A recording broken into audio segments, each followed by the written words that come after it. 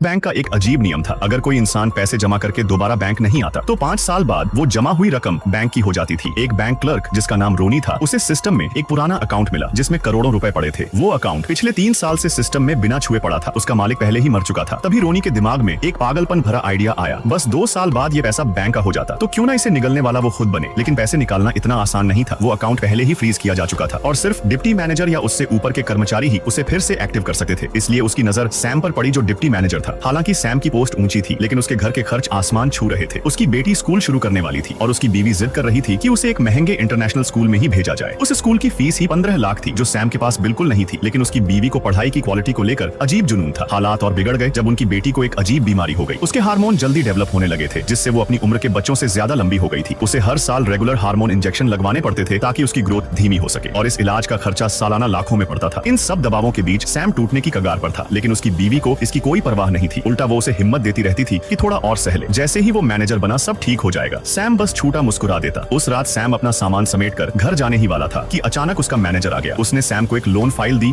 और कहा कि इसे जाने से पहले देख लेना। सैम मना करने की हिम्मत नहीं कर सका। तब मैनेजर ने अपने अकाउंट से लॉगिन किया और ऑफिस से चला गया। फिर उसने मोबाइल उठाया और अपनी बीवी को फोन कर कहा कि उसके बिना डिनर कर ले। जैसे ही सैम ने फोन रखा, रोनी भागता हुआ अंदर आया और सैम की मदद करने की पेशकश की। रोनी ने बातों ही बातों में माहौल बदल दिया और बोला कि सैम बहुत मेहनती है, हमेशा सबसे पहले आता है और सबसे बाद में जाता है। उसने अपनी जिंदगी के 10 साल बैंक को दे दिए लेकिन बदले में कुछ नहीं पाया। जो मैनेजर की पोस्ट उसकी होनी चाहिए थी वो किसी सिफारिश वाले को मिल गई। ये सुनकर सैम ने बस मजबूर होकर मुस्कुरा दिया। उसी वक्त रोनी ने मैनेजर के अकाउंट से एक फाइल खोली। बैंक के नए एआई सिस्टम ने सैम को अनक्वालिफाइड रेट किया था। सैम हैरान रह गया। उसे यकीन नहीं हुआ कि सालों की मेहनत के बाद अब उसे बेरहमी से बाहर किया जा रहा है। तभी रोनी ने सही मौका देकर उस पुराने अकाउंट की बात छेड़ दी। आगे की स्टोरी और भी ज्यादा इंटरेस्टिंग है। कमेंट करो, पार्ट 2 वीडियो मिल जाएगी।